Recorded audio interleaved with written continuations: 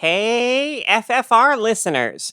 If you love getting to listen in on our convos each week, consider helping us keep bringing our signature brand of feminist pop culture analysis to you by joining our Patreon community at patreon.com/femfreak. You can get early access, exclusive bonus episodes, participate in AMAs, join our friendly Discord server, and more. That's patreon.com/femfreak. See you there. They dealt with sexual violence in a way that cops don't deal with it. There is something really magical about witnessing this fiction right now of like how I would like the world to be.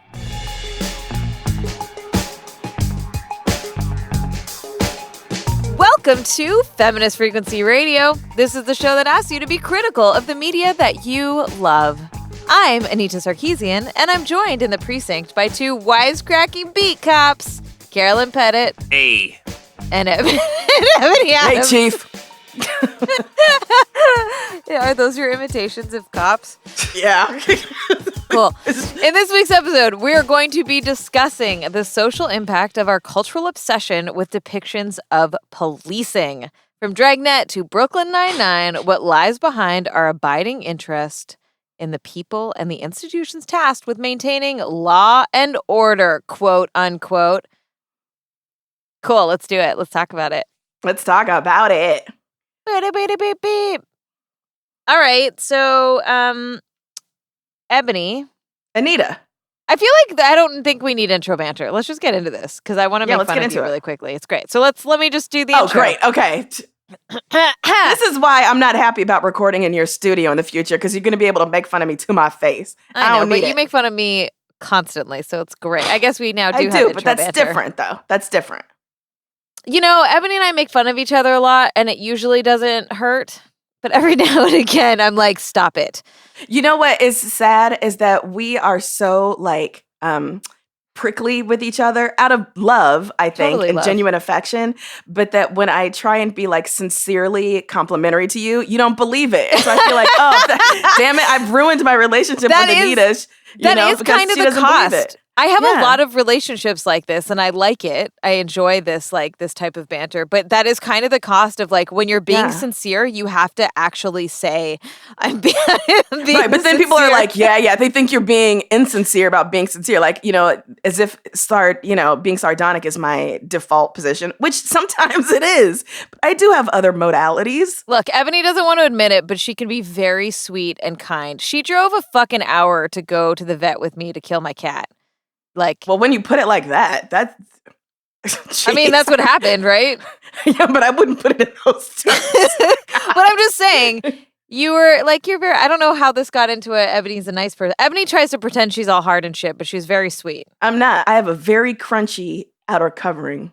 And then you've got Carolyn. Chocolate, but... You got Carolyn, who, like, comes in and she's very sincere, but every now and again she's got those zingers, and you're just like, damn. I know, and I'm so, like, ill-equipped to deal with it. It always takes me, like, a minute to be like, I get you're like, it. wait a second. She's got it in her. Yep. Sorry to any new listeners. This is we don't usually sit and talk about ourselves this much. This is how we're like as people. That's fine. You'll love us. Once you listen to one episode, you can never stop listening. So you're stuck. All right, let's get into what we're actually talking about this week. Yeah. Which is from broadcast TV to streaming services, feature films to true crime podcasts. Crime procedurals are everywhere in our media. And this is by no means a new phenomenon, nor is it limited to our screens. Mysteries and crime thrillers are an evergreen genre for the reading public, and early radio serials offered their eager listeners the chance to follow along with the exploits of hard-boiled detectives or men dispensing frontier justice. Media makers are satisfying a perpetual hunger for these kinds of stories, but are they also somewhat responsible for creating that hunger? How do we reconcile a policing system that routinely reveals itself to not just indifference, but actively hostile to certain communities with our expectation that these systems are designed to serve and protect?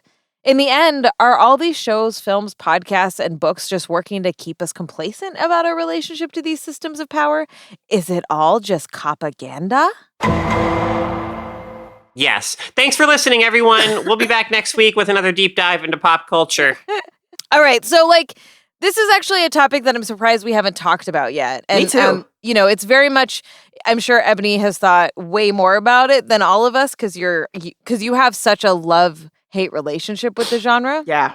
Where I think, and I'm speaking for myself, but also maybe Carolyn, like we will occasionally pop into these kinds of shows, but they're not like our home. Yeah. Yeah, I'm surprised we haven't done this before too, but I'm glad we're doing it now. And I don't want to take over the discussion just talking about like everything that I watch. I specifically want to hear from you, Anita, about your relationship to Brooklyn Nine-Nine, because I have to admit, I was a little surprised. Not that you were a fan, but I guess I thought you were kind of a more casual fan, but you were a real fan of that show. And so when it was initially announced that it was going to be canceled, like you had some feelings about it. And I was like, wow, I would not have expected Anita to enjoy that show, but you do. So I want to hear a lot from you. Yeah, well, so I want to just position this a little bit in the context of like what these shows do. And I want to also add, we're talking about cop shows, but I think that legal procedurals generally are a part of this phenomenon, right? Yeah. Where we are following the state and we're following representatives of the state or people who believe in.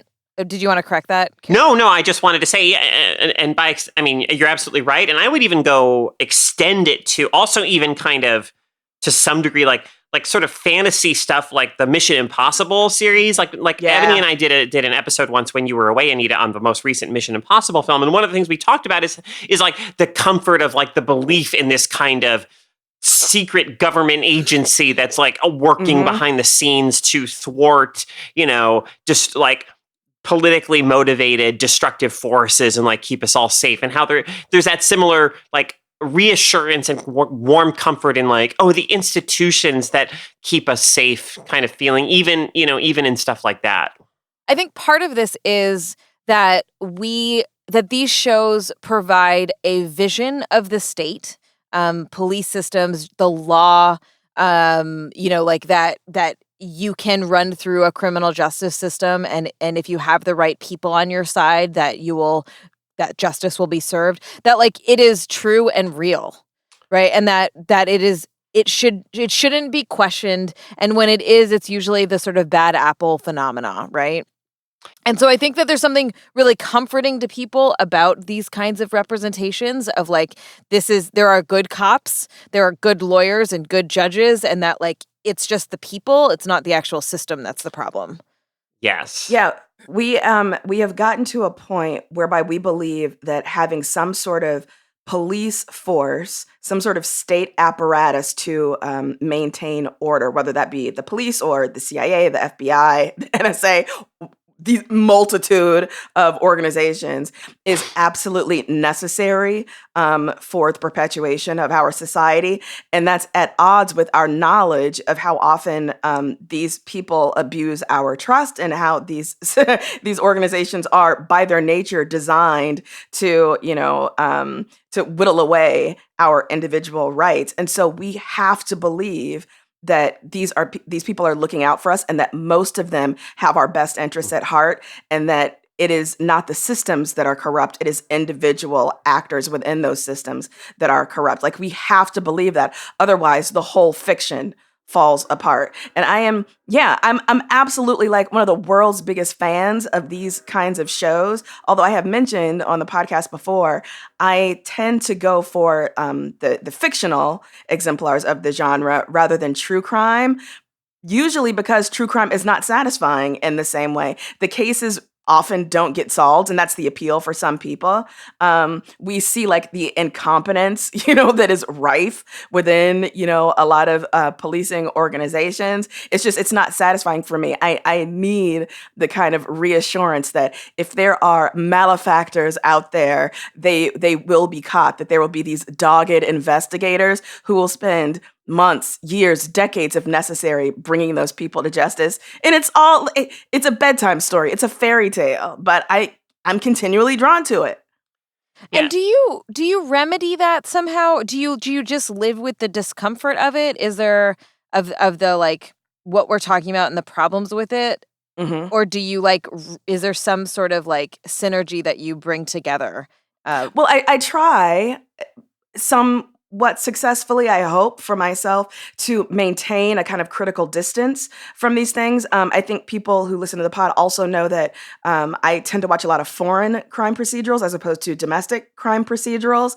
And it's partly because it allows me to maintain this kind of critical distance in a way that sometimes things set here in the US don't allow me to maintain that distance. And so I'm able to sort of watch the different elements coming together in like European societies, whether it's relationships to like gun violence, for instance, or immigrant communities, in a way that I don't think necessarily U.S. based shows allow me to do. But no, I think that a case can be made that by continually consuming these things, I am part of what I would consider a problem, like these shows continue to get made because people like me continue to watch them. I don't think CBS or Amazon Prime gives a shit if I'm hate watching it or if I'm just watching it. The point is I'm watching it. I'm not as into police procedurals and stuff as Ebony is, but I do have those few examples that are kind of lifetime touchstone favorites for me. Columbo is one of those, and so Columbo is this character, the bumbling, on the surface anyway, seemingly kind of bumbling detective played by Peter Falk, but who is actually like incredibly perceptive, and so the stories become very much about people and about like a kind of the puzzle of human nature, and how does Columbo like see through the ruse that the killer tries to maintain, and to like understand how they did it and why they did it and everything. And it's like, and Columbo as a character, when I think about him, it's like, it's you basically, I don't think you ever see him use a gun. I think there's even like in some of the early, episodes, there's like some little like throwaway storyline about him like not going to the firing range to do his like required, sharpshooting maintenance or whatever, because that's not why he's a cop. Like he just, and it's very difficult to imagine him being like a beat cop, like to have done the kind of basic just law enforcement, oppressive, racist law enforcement type stuff that cops, certainly in the LAPD just kind of like have to do as a matter of course. And so, it turns crime stopping and crime solving into this kind of, like I said, this kind of puzzle. And another example of that was like Law and Order Criminal Intent, specifically the Vincent D'Onofrio character, the way that Vincent D'Onofrio, as I'm totally blanking on his character's name right now, but Gorin. What's that? Bobby Gorin. Gorin, of course, Detective Bobby Gorin. Like, he would just like tilt his head and look at somebody and you'd be like, ooh, and like, I love those moments. I cannot resist those moments, but where it becomes all about like a really intelligent, perceptive person seeing through another person's bullshit. But like, yeah, like all the stuff that is erased by that, all the stuff associated with police forces and with just the day-to-day business of being a cop, that these stories deliberately, of course, eliminate or obfuscate because they want us to just feel attached to these characters as like brilliant, perceptive people who are solving a kind of puzzle, and the satisfaction, just that satisfaction of like cracking the nut and getting the bad guy, finally proving that Stephen Colbert actually did the thing that he did in the one episode of Criminal Intent that he was on. I think that there is some overlap. So I love heist films and heist storylines, and there's definitely a kind of overlap in some of these shows where what you're saying, Carolyn, it's like watching people be really smart and really good, and watching a detective, whether it like, Veronica Mars is a detective outside of the law and shows how problematic the law is, but also not really, because it's just the one bumbling detective as opposed to the system. Like if her dad was still sheriff, then the cops would be good, for example. Mhm. But watching like PIs or like, criminals or whoever it is, like solving these problems and figuring out how to get around things and outsmarting whoever it is, like there's something really satisfying to me about that. And there are some cop shows that really can like hit that. Yeah, it's that because it's always solved. Yeah, right? it's always solved, and like the just the pleasure of watching someone who is skilled at a thing do the thing at which they are very skilled. Totally. Something that's sticking out to me right now is Broadchurch, season 3 in particular, and I think it's related to this larger issue that we're talking about, because one of the things that I found really emotional in Broadchurch and actually like brought me to tears. I was also on a plane, and everyone cries on planes, but still, is that they dealt with sexual violence in a way that that cops don't deal with it. And so watching a police officer believe a woman when she comes in and says that she was raped and like do work to support her through that healing and that traumatic process, I was like, holy shit. Like there is something really magical about witnessing this fiction right now of like how I would like the world to be. And so I think in that case, like that's a very specific example of like how like cops, like the police force, if it wasn't a dumpster fire, could be better. But overall, I think most of the shows are just like the bad guys are really bad. And some of the problems that we have is like who the villains are and what they do, right? So like for example, in Ripper Street, and this happens all the time, but that's just the last one that I watched like this. You would have villains who you kind of agree with, and you're like, yeah, you're right. Like whatever your problem is accurate, but you want to murder a bunch of people in order to, solve that problem or what have you. Whereas the state in those stories, the police in those stories are like, yeah, we might agree with you, but you're doing it the wrong way, as if the system ever would help them.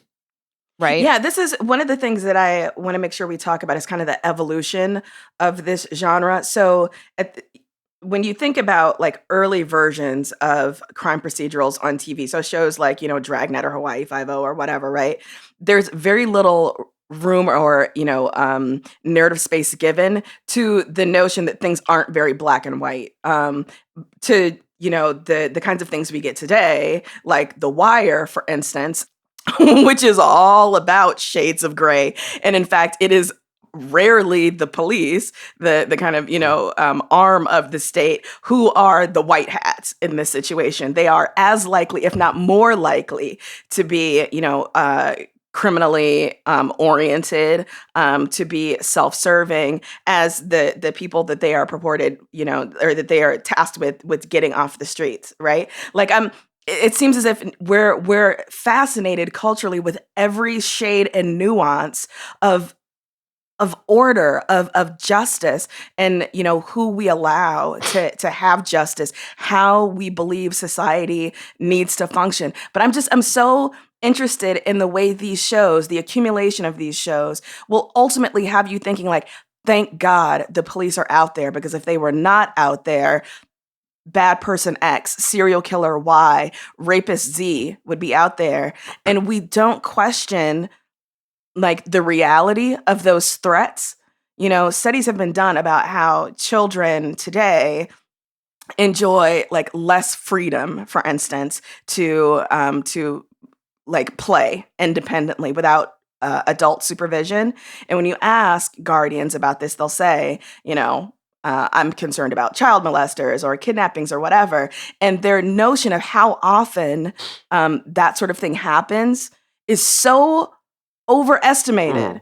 It's so, which is not to suggest that the crime is not, repugnant and horrible and the last thing anyone would want to have happen. But the idea that like there are just like child molesters around, in every van and around every corner. And some of that, Ebony, is also like news media. A big part of that is also news media, right? 100%. Yeah. And I would argue that our, particularly nighttime news is absolutely an entry into this genre. Like completely. I grew up in the Los Angeles area, and in the house I grew up in, the TV was just sort of always on, right? And so the nightly news, like, I didn't have any kind of critical lens, of course, at that time, right? So the nightly news would come on, and they'd be doing stories about like this is from the time of Richard Ramirez, the Night Stalker, and like just drive-by shootings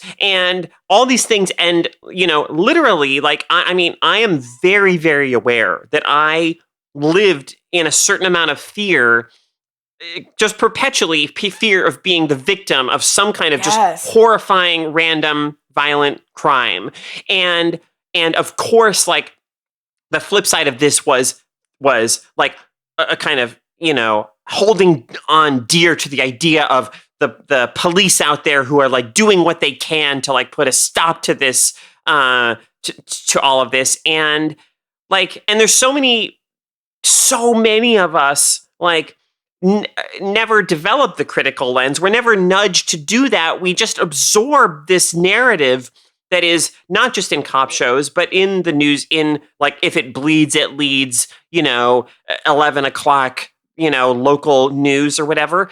And it just absolutely all paints this picture of the world as a terribly dangerous place in which we, the embattled innocence of the world, must like hold on tight to those brave people who are risking their lives to keep us safe. I think in orbit of all of this is superheroes and our obsession lately with superheroes. Interesting. Right? Like, we... Tease it out for me, Anita. This is interesting. I don't know if you're going to agree with this, but I was thinking about how like the relationship of superheroes to law enforcement, right? So you look at something like, we talked about how the latest Spider-Man game felt very like Copaganda because you're like just uncritically helping the police. Yes. Batman is always in relationship with the police, but it's also vigilante. So like the police don't like him, but they kind of do. And so you have these superheroes who are the only ones that like basically wield the power to be able to stop the big bad aliens or the whatever. And the cops are just there in the background and sort of like both dismissing and approving of at the same time. And that there's something around superheroes as an extension of the state, even if the relationship with cops are complicated, right? That we see them as these like big saviors in a lot of ways, in the way that we are sort of supposed to think of cops as. Yeah, I mean, absolutely. Right? Yeah, and I mean, so when we think about films like Avengers Civil War, right? I still don't know what to do with this movie because I am so torn between agreeing with Captain America that I do not want like the power of these superpowered beings to rest with the state, and agreeing with Tony Stark that, I don't want vigilantes. I don't want these lone wolves out there with absolutely no oversight either. I'm just in this very conflicted place of still deeply believing that there needs to be some oversight. And it's hard to interrogate it when it just surrounds you. This notion that like, we need people watching out for us. We need people paying attention. We need people listening in on our phone calls. We need people, paying attention to the chatter of certain communities, because if they're not there, bad things will happen. Trust the state, trust the state. And the thing is that there are alternative systems in which we could live. We could live with like more community engagement, more like communal living style. Like there are so many different ways we could have, like, instead of having a criminal justice system, we could have restorative justice or transformative justice. We could have like communities sort of quote unquote policing themselves in whatever, like, you can determine that structure, right? Where like the community gets a say of how that happens, as opposed to like saying that these 5 people are in charge and get to make all the decisions for us. Like much more, what I'm talking about is fucking democracy. Yeah. Really, right? Like real direct democracy.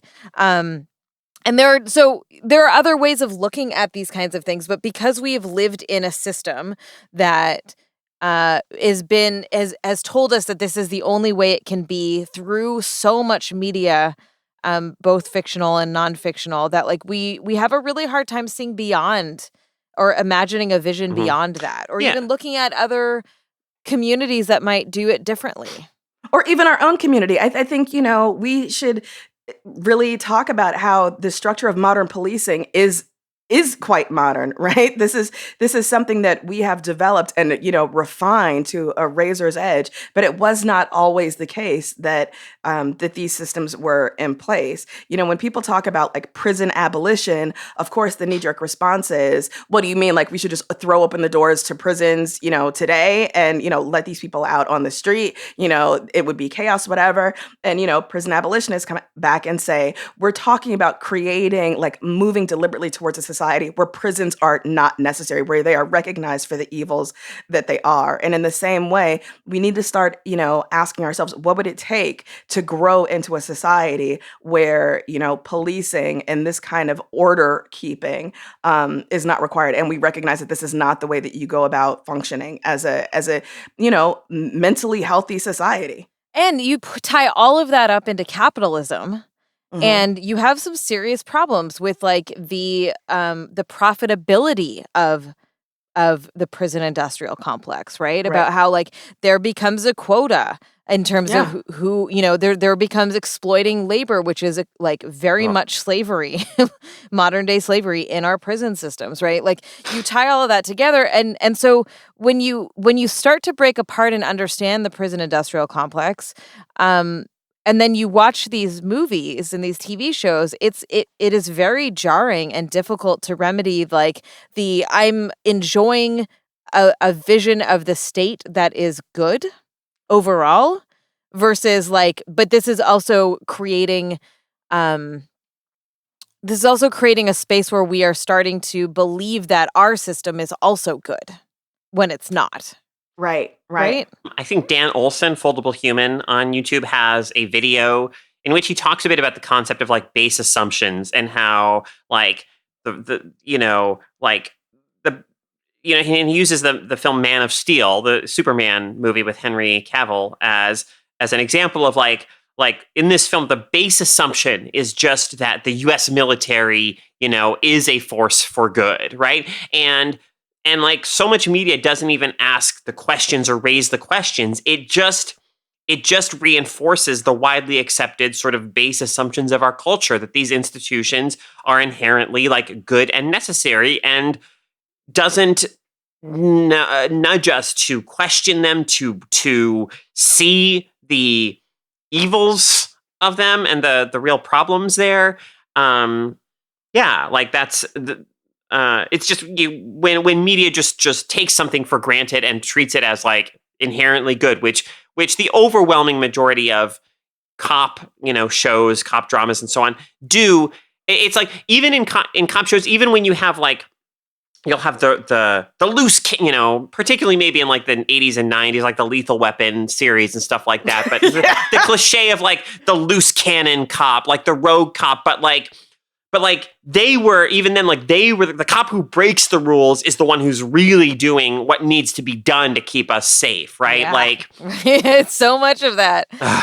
So yeah, just this, like we have to trust these guys. Like once we've invested them with this power, we have to trust them to use it. So yeah, they may trample on your constitutional rights, But if you got nothing to hide, Ebony, if you got nothing to hide, then what's the problem? Yeah, exactly, right? And like they shouldn't be constrained by the even though they're tasked with upholding the laws, they shouldn't necessarily be constrained by the law when it's inconvenient. You know, come on. Rough segue into, I think comedy is an important piece here. So a lot of the like those 80s cop movies, like Beverly Hills Cop and all of those, like and coming back to Ebony asking me about why I like Brooklyn Nine-Nine so much. Like I think that comedy is another, I think mostly so far we've been talking about the more serious procedurals, right? Mm-hmm. I'm blanking on like TV shows right now that are like cop comedies. I'm sure they exist. I don't Police watch Academy. Them. What? Nothing. I just said Police Academy. Oh my god! Well, like that's the thing. Example. In the 80s and 90s, there were a fuck ton of them, right? Oh yeah. Like, there's a lot of those movies, and I don't feel like we get those. I feel like now we have superhero movies. Like we've just upgraded into like renegade power. but to these days, in addition to Brooklyn Nine-Nine, you do have like the 21 Jump Street movies. Like remakes of the old ones. I mean, you have The Other Guys, which was that movie with like, I don't know, whatever. Lots of totally. cop comedy, films out. Hot Fuzz is a hugely popular cop comedy. Yeah. So the thing about Brooklyn Nine-Nine is I resisted watching it because it was a cop show. Like just straight up. Even though then I kind of found out that it was a Michael Schur show who did The Good Place. The Good Place and the one with Leslie Knope. Yeah, Parks and Rec. Parks and Rec. Thank you very much. Which I think are brilliant shows. And so I gave Brooklyn Nine-Nine a chance and I absolutely fell in love with it. Like just head over heels. And I think some of how I remedy that is that it doesn't really matter that they're cops. And I know that that's not right because they are, and you're in a police station and they do talk about like police work. But for the most part, it's kind of like just taking Parks and Rec, the same format, and just putting it in a precinct. Yeah, it's a workplace comedy. Exactly. And so to me, the police part of it is very background. They don't do a lot of police work on it. They do a little bit and they definitely like believe that they're cops and that they're good guys, but there's not as much of that on it. It's very much about the relationships between the characters and the growth of the characters themselves. And I think that that's how I get away with it for myself, or how I justify it for myself. The other thing is that I think it also corrects some mistakes that Parks and Rec made in some ways, which are I think all three of these shows are all shows that are very political, but subtly so. So I think, with something like Parks and Rec, you have Aziz Ansari's character, who I would call like the lovable misogynist. Like he's just I hated his character because he's such a shitbag. And you're meant to kind of like that he's kind of sexist and shitty. Whereas I don't think that there is not a character like that in Brooklyn Nine-Nine. Like while all of the characters have different, very distinct personalities and have like their complications and their flaws, none of them are explicitly like, you're a fucking bad person. So yeah, I think that that's some of it for me, is that it's really just about those characters and who they are to each other. And that like they do try to bring up like oh, that was the point I was making. Sorry, I got sidetracked. But that they do try to promote progressive values in these really subtle ways that I think are important. Yeah, this is why I've never seen, I don't think, an entire episode of Brooklyn Nine-Nine, but the parts of episodes that I have seen, I thought were incredibly funny. But I really have a hard time deciding to sit down and watch it. And I recognize what a giant hypocrite this makes me. But it is precisely because it is a workplace comedy and the policing aspect of it is presented as kind of incidental that I resist it. Because I don't think you're allowed to position something among the police and have the policing not be front and center, Does that make sense? Like, you don't get to set a workplace comedy in a police precinct for me. It's never going to be like just another office. It's never going to be like just working at, the parks department. It is something entirely different. It is an entirely different animal. And so for me, yeah, you got this crew of like just hilarious characters in there, but I cannot forget that they're police. I can't forget it.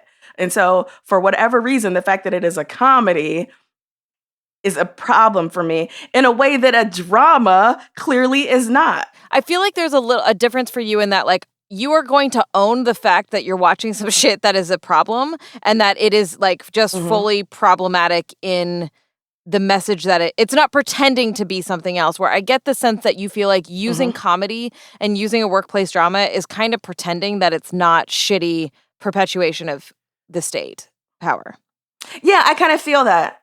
There's a way in which maybe the characters on a comedy like Brooklyn Nine-Nine, like we as the audience, a workplace comedy, which is exactly what it is, only they're cops. It's like they're we feel like, oh, they're our friends. Like we're just hanging out with them and they're our friends, which is maybe, just a slightly different engagement than like with the characters in a drama where like we're invested in their narratives and in their lives in some way. But I don't know.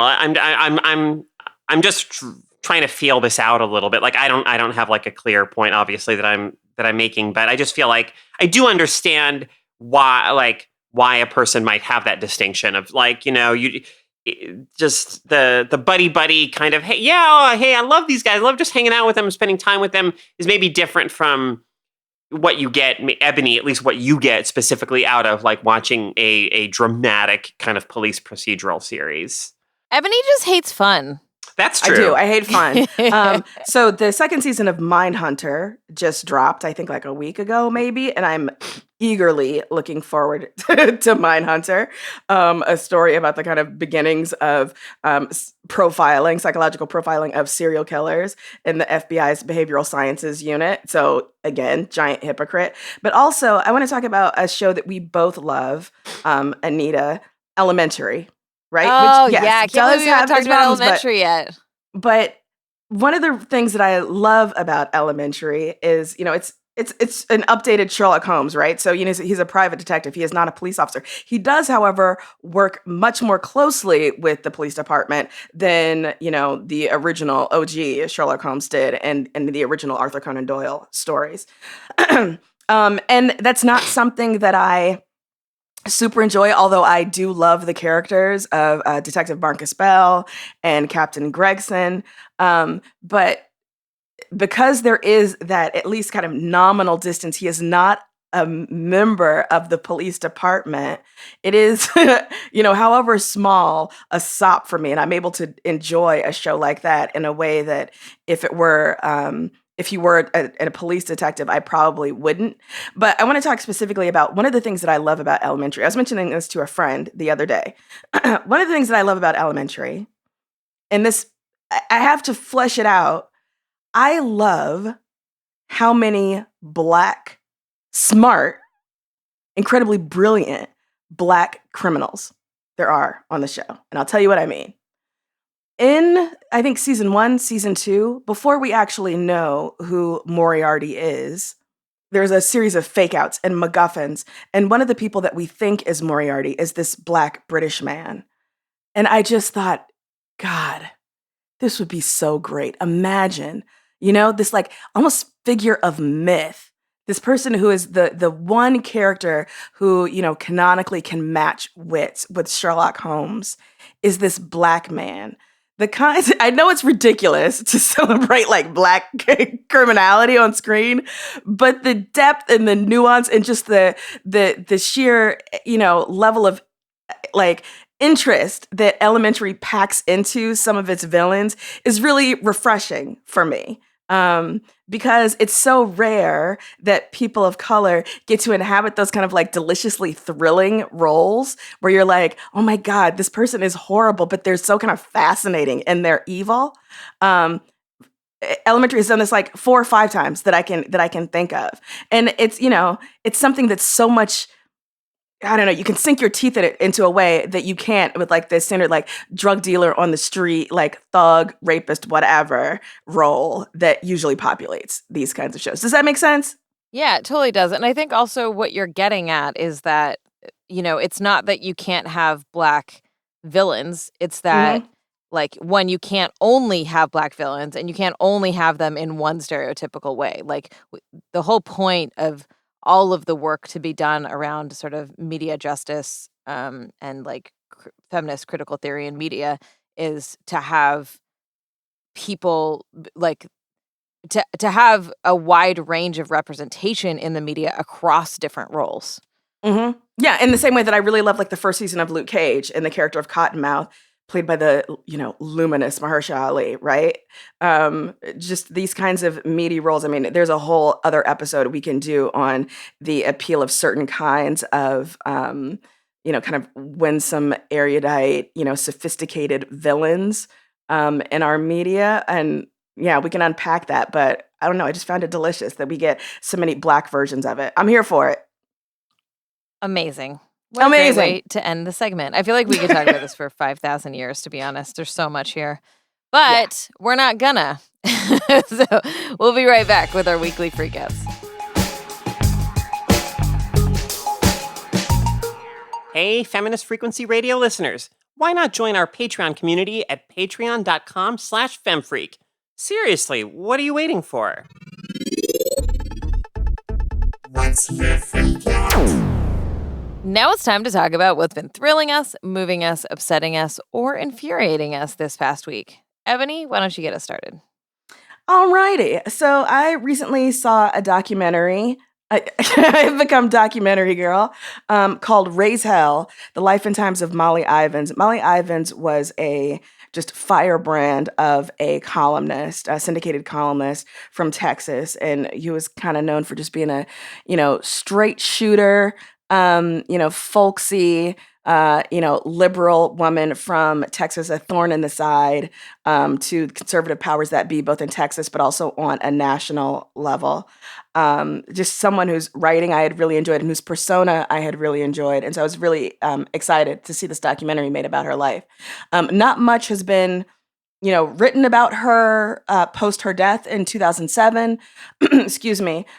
So yeah, I was just fascinated to learn about her background as a child, growing up as a child of privilege with this dad who worked in the oil industry, and sort of finding her way from a very early age, and being this like big woman, both metaphorically but also literally. She was 6 feet tall and plus sized, and just blazing her own trail and being just so fearless with speaking truth to power.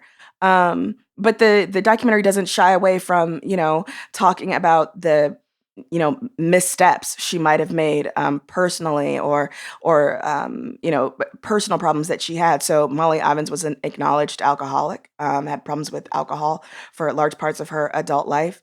But the film is just this very celebratory, loving, salute to this woman. It's got great people talking about it, including people like, Dan Rather and Rachel Maddow, and, some wonderful people that Molly has, that she had worked with. But so if you're at all interested in kind of one person's story, set against the backdrop of like American political life, I think you would be really interested in this documentary. I think it's incredibly well done. It's super interesting. And I also just felt like a real, kind of personal affinity with Molly Ivins because, I grew up in Wyoming. And so my own brand of progressivism does feel particularly like geographically marked and shaped in the way that her Texas progressivism was, like the positions that I hold, I feel like were shaped by my time in Wyoming and the people that I met there. And so sometimes even though I share, similar ideas with people from, I don't know, California or Washington or, New York or whatever, I don't know, and I'm probably putting it on, but I just feel like there's a certain kind of elitism that I resist. And so to see Molly Ivins kind of blazing this trail with this, I don't know, like I said, folksy progressivism, it just really appealed to me. I loved it. So Raise Hell. Is she still alive? No, she died in 2007. Okay, she had suffered from breast cancer in 2007. So I think she would have been like 75 this year. Anyways, taken too soon. So Raise Hell, The Life and Times of Molly Ivins. Nice. Carolyn? Yo, my freak out this week is as with last week, it's a game on Steam. My freak out this week is a game called A Short Hike, and it was originally part of like a Humble original series, and I think some folks accessed it earlier through that, but it was only just more recently released, to anyone for purchase on Steam. It's $7.99, and this is just a lovely, low-key kind of pleasant adventure game. You play as this. It's a somewhat similar to, say, Night in the Woods, in the sense that all the people in it. The characters are animals. They're anthropomorphic animals. And you play as this bird person who has gone to visit her aunt in this national park area.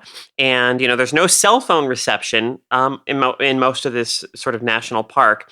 But you really, you really need to talk to your mom.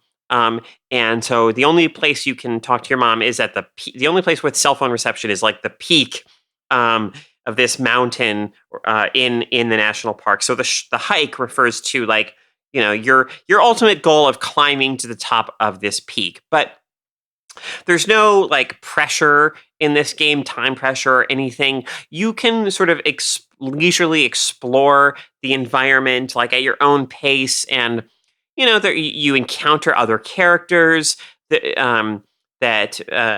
have their own kind of stories, or their things they're doing, or the things that maybe they want you to do for them, but you're free to do them or not do them. You can kind of approach it however you want. So it has all the pleasures of a lot of games and just exploration and adventure. But it's wonderfully kind of accessible. It's very approachable. It's kind of relaxing. Ultimately, I'd say it's emotionally affecting and poignant also in some ways. It's just like a really really pleasant game. You just play it, and you can kind of play it in an hour and be done with it. If you just kind of focus on, okay, I'm going to get to the top of the peak and like for what talk to my mom, or you can definitely spend more time with it, just exploring around, talking to characters and stuff. And you just have a really nice experience with it. It's just a really nice game, and definitely one of my favorite games that I've played this year. Yes, A Short Hike on Steam, $7.99. Check it out. Great. My freak-out is The Raven Tower by Ann Leckie. Ann Leckie is one of my favorite authors. She wrote the Ancillary Justice series, which I know I've talked about before. And so her latest book is called The Raven Tower, and I just finished it. It's being positioned as her first fantasy novel, although I think the lines between fantasy and sci-fi can be messy and unnecessary sometimes. And it is, and as I've talked before, like I tend to not really like fantasy types of work, but I'm finding more and more that especially women are writing very different styles of fantasy outside of what we traditionally deem fantasy, like, Game of Thrones kind of style. And so this, the descriptor of it is gods meddle in the fates of men. Men play with the fates of gods, and a pretender must be cast down from the throne in this breathtaking first fantasy novel from Ann Leckie. I think that pretty much sums it up. It is once I realized that we were like there are two major people you're following in it. One is you realize very quickly is a god, and listening to the voice of somebody who has lived for eternity and everything they've seen was just mind-blowing to me. And then it's also the other thing about it that I think is such a feat is that it's all written in second person. Which is Wow. That's unusual. It's super unusual. It works really well. And I highly, highly recommend it. It's she's brilliant. So The Raven Tower by Ann Leckie, who we interviewed for one of our newsletters a while ago, right? Yeah, let's link that in the show notes. Because she is delightful. She's also someone who I find very inspiring in terms of coming. Same with N.K. Jemisin. They both became authors kind of later in life. I love that. Changing careers mid-path. It's great. Yeah. And thank God for it, because I think that they're some of the best authors today. Yep.